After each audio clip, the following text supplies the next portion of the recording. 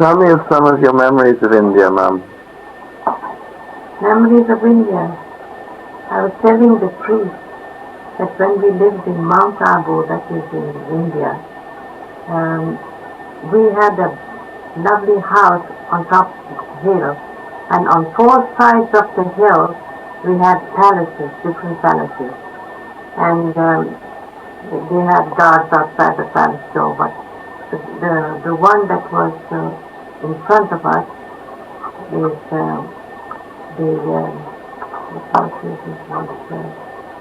where Patrick was able to go walk in and out every night. And the house that we had was always occupied by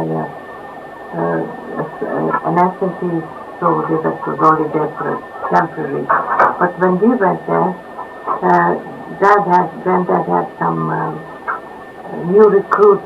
There were new chaps that wanted to come in the army. So he gave them some job to break up the rocks in the side of our house.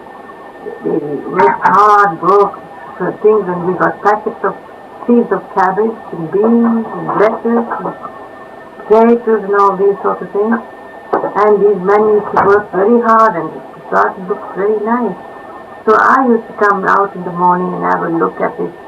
One morning when I came, there were all these monkeys, and they were holding on to this cabbage and lettuce and eating away as much and grumbling at me because I was there. I came here before you. This is my cabbage and my food. Something really insulting me. Oh, poor Mum got insulted by monkeys. Yes. So then what happened was I go in and tell Granddad about it. He said, the monkey is polishing all our vegetables outside. He came out and he said, get out, the monkeys. They don't go in once in Mount Abu. They go in a group, and they're really fascinating. How many packs of monkeys, do they?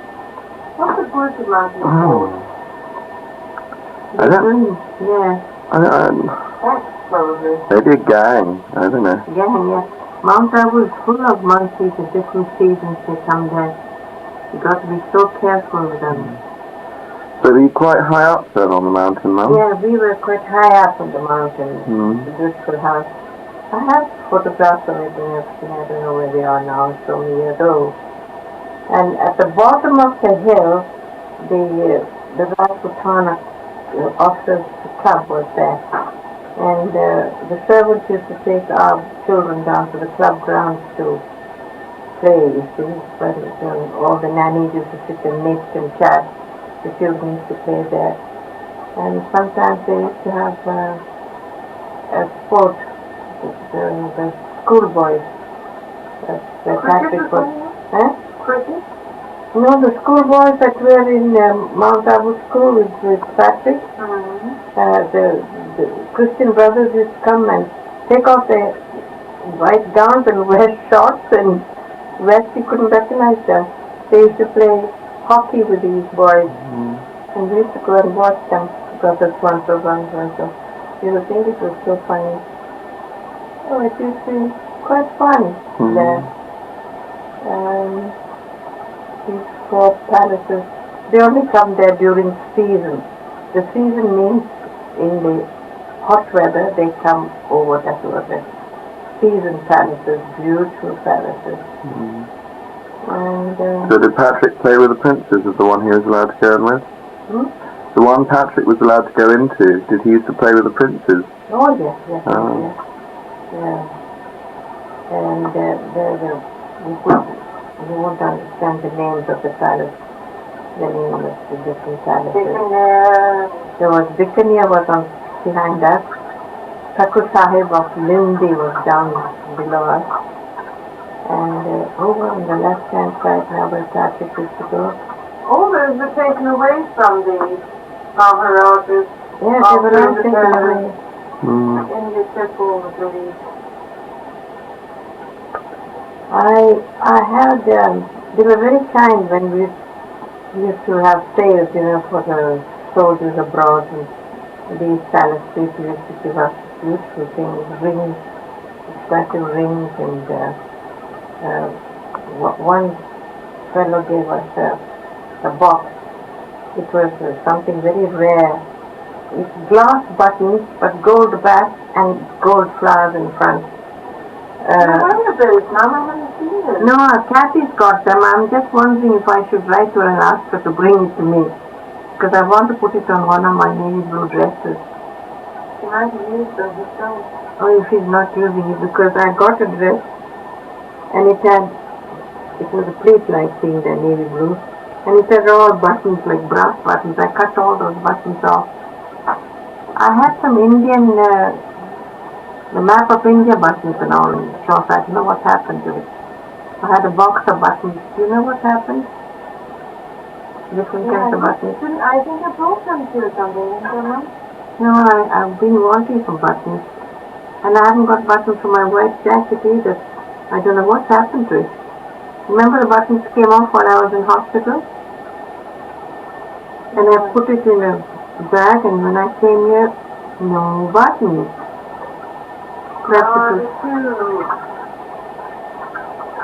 That's it. Well, I'm using another one now, Mum. Just a little one until that one finishes charging. Still doing the sad story about that after you lost Barry and the lady came to visit you, Mum.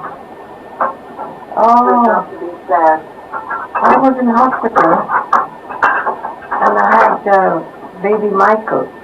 He was born on the 21st of February, and I think it was the day before that Barry had died. And Granddad used to come and see me every day. But this day, he came in the morning instead of the evening. So I looked at him and I said, "Hello, you come in the morning?" And Patrick was with him. He was only about 2 years of age. He had on a white smock and a white sun topi on his head. And he was running to me. And I think his mum goes into all details the way from it. So, Patrick, so I said, first thing I asked is how is Barry, and Dad started crying. But I said, how is Barry? And he said, well, Barry died last night or something. And I was so upset, you know. So a couple of days later, I went to see him in the mortuary. And when I went to see him, I met a lady, our next door neighbor, and she said to me, she came and sympathized with me, and she said, did you expect Barry to live? He said he lived his life while he was here as a young boy, because he always stood up when people came into the room, always gave up his chair, and he was so beautiful, and he was laid out when I went to see him, and he looked just like a saint lying there. They put some white lilies in his hands, and he looked so beautiful. And of course I came back and to the hospital back again, and I stayed there. So at night I used to when I came home, we had a balcony to our bedroom, and the wind used to come, and the newspapers in the balcony used to be flying round. And I thought Barry had got out of his grave and jumped. And I had to jump out of bed and run and go and see. I thought that Barry had come back, you know. It was so pathetic, really. Anyway, God gives you the strength. Then the next thing is I get the pain in my appendix. And I was rushed out to hospital, and baby Michael was all right. He had his nanny, and the whole staff of servants were there. And so I thought he was all right. So after my operation, Dad and Dad came to see me again, brought me the same message that Michael had died in cerebral malaria. Oh, man. God, all in that 1 year. You know, it was terrible. I didn't realise they were both so close together. So Barry died in February, When Michael died in September, I was 6 months old. Before I left, the ayah of the service had him in the pram and he was sitting up, and so I went to kiss him. I had on a navy blue silk dress with big red flowers on it. So he was trying to catch the flowers. I can still picture it on my dress, thinking, trying to catch. Oh, I had some happy days and I had some very sad moments as well, because losing those 2 kids.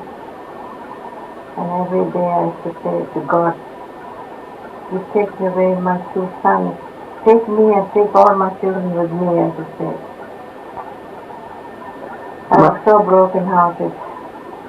Mom, tell me about your childhood, where you were born and what your parents. Yes, I was born in Mahe, and my father was the mayor of Mahe, but he was retired. But all the people, the convent nuns and all that used to say, it's your father that...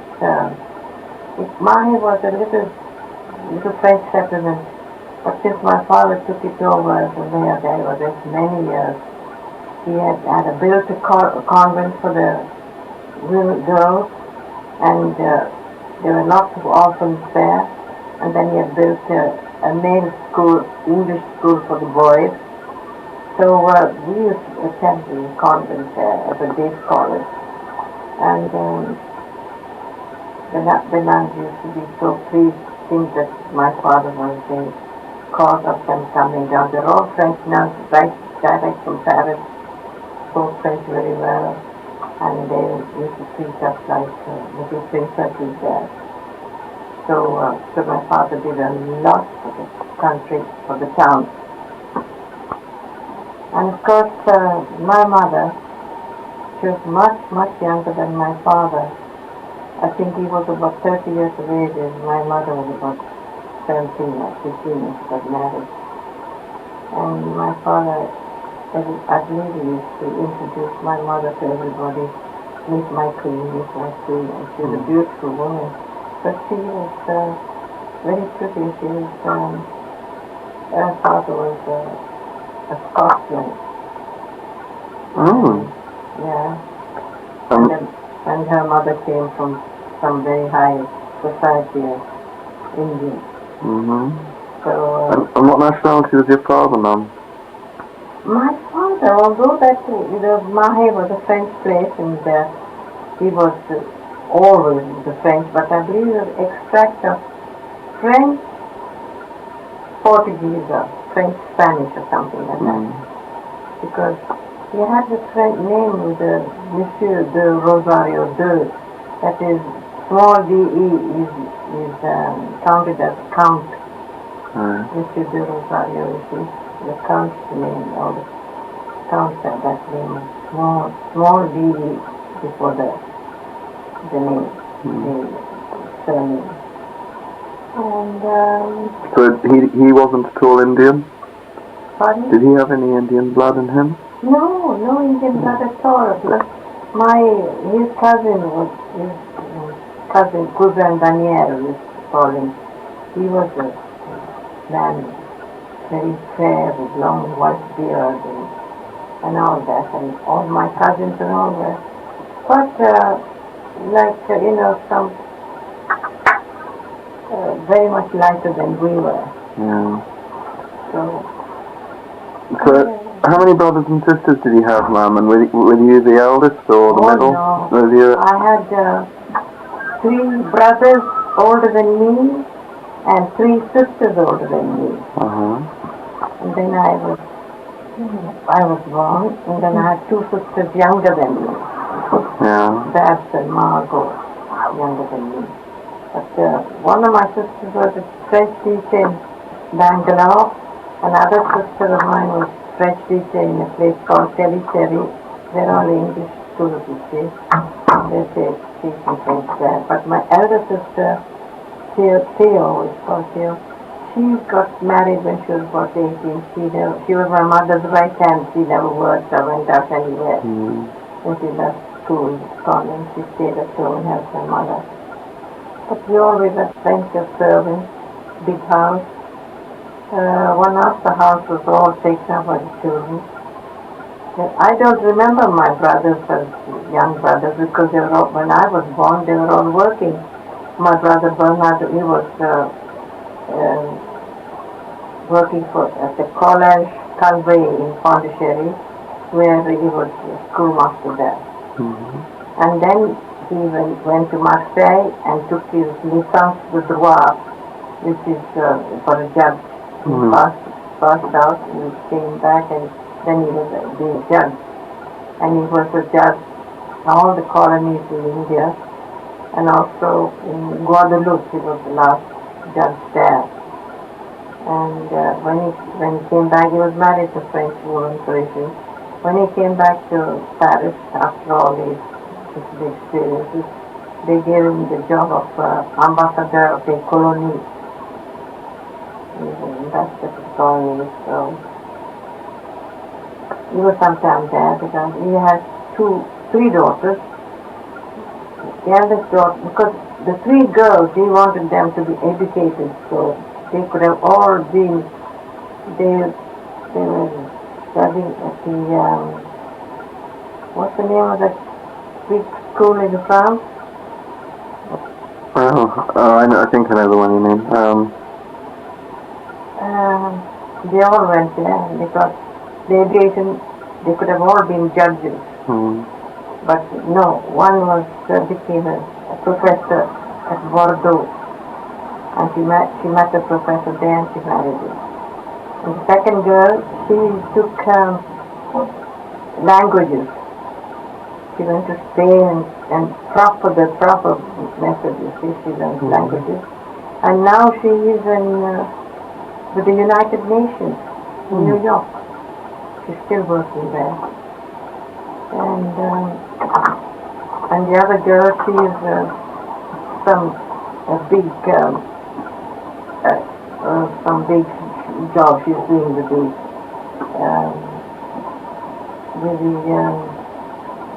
airline, the French airline.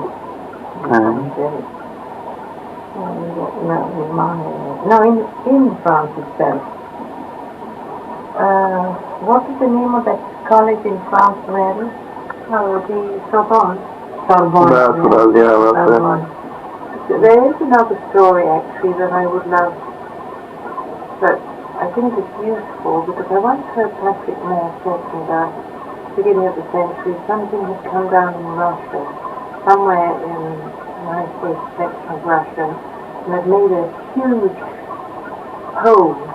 And it was something that nobody ever quite fathomed out what it was that came down. And I associated this with a story that Mum told me years ago, and that it happened when she was a little girl. So I asked Mum how old she was when this thing happened, and it coincided with this other Russian thing. And I'm sure Patrick Moore would love to talk to Mum about it. But you ask Mum, I never believed it as a child. Never believed it because it was so far-fetched. But yes, I can see, and it's quite possible in those days where they didn't have communication, that they wouldn't have known that it had happened in those little Marhays. That Mum was brought up in. The thing, I think, they dropped in the sea because the sea was bubbling and all the fishes were all dead. I wonder what it could have been. Well, what all you saying? Yes, you said the sea was bubbling now, so the fish were coming alive. Yeah. Dead, washed up, and really, it just seems that, Mum was saying it was a star or something had fallen. Then I'm sure it's connected with the bell thing, and I'm sure it was within the plastic now. And this very night, my mother, 3 o'clock in the morning, I think, she woke us up and she took us all down to see. And there was this big star in the sky with a big tail like that. I wonder what that was. Those days we were young and foolish, we just took it, you didn't go into it deeply. A meteorite, perhaps, Mum. A meteorite, yeah. But it seems as though it might have some connection with this, That's what they say the Russian one was. I have heard that story, but a huge one in Russia. It was huge. Maybe it was a little bit broke off and fell in the sea. Namahe. And all the people were rushing, looking, all the fishes were all dead and washed up. And also those little animals, they're ever so sweet. I'm going to be clanking now, James, because I'm washing up, so... Alright, well, I'll just keep going. So, Mum, tell me how you met Granddad.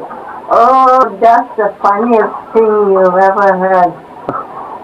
Bruni, my sister, when I was taking nursing, and I spoke so highly about the nursing business that my sister, Bruni, older than me, she stopped teaching. She came into she applied and she took a training at the same time as I did. And when she finished the training, she applied and she went to Agra, Thompson Hospital in Agra. And she got a job of a staff sister or something there. And then she wrote to me and she said, oh, it was so nice. And so that then when I left, I applied and I got a job of a night sister because they knew that the girls that trained at the Madras Presidency Hospital, training hospital, they're all very perfect, so I went. So, Bruni already had a boyfriend in the Somerset infantry. In Agra. Somerset Regiment? Yeah. And she already had a boyfriend when she went there because she was 2 months or something before me. And then when I wrote to say I was coming, great chap, this fellow was at the railway station. It appeared. Granddad. When I came off the train, I was met by Bruni, and those days they didn't have taxis and all that. They just had horse-driven Songers, they called them. So this chap was there and at the station, and I got off and all that. I really stronger and I went and we on a bicycle. So I said, who's this chap? So she said, oh, he knew that you were coming, so he's come to see you. So I never took any notice of him. I came to the hospital and I was quite happy there. I was given the job of staff night sister. Bruni was theatre sister and I was a night sister. And so Agra noted for the Taj Mahal, the beautiful, one of the 7 wonders they say it is. So then they wanted to take me to show me Taj Mahal. So this was all arranged with this chap. He wanted to get introduced to me, Granddad. So I go with the 2 other girls and... But Mum, you have to tell them that about the, that you go for midnight picnics at the Taj Mahal, they're moonlight picnics. So that's how you do it.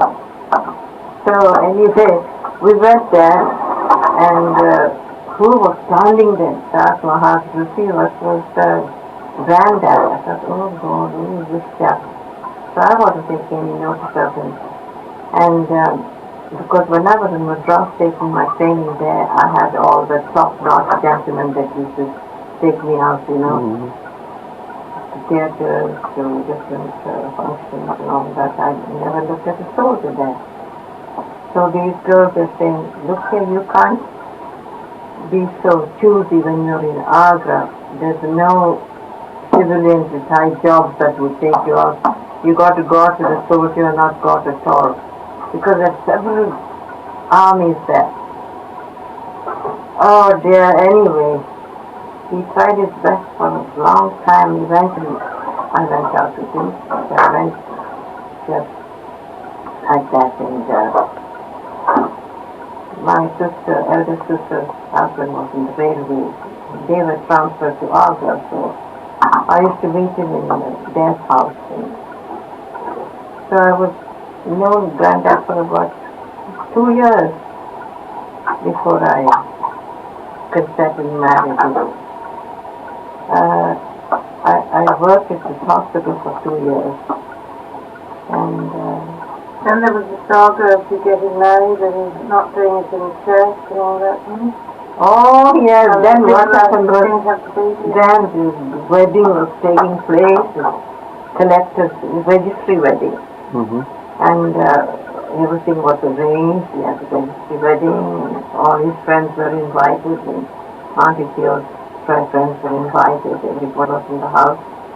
So I went with Dad, Granddad. We went to the registry office, and they said the collector that was supposed to be marrying us, he was coming back from some hill holiday. He decided to go to the hills holiday, and he had a heat stroke, and he's taking bad, and there was no one there on the spur of the moment to marry us. So we came back home, and so We didn't tell the guests and celebrated and and all. I told Theo about it. I wanted to tell the guests that we were unfortunate, didn't get married. No, Theo said, no, don't say.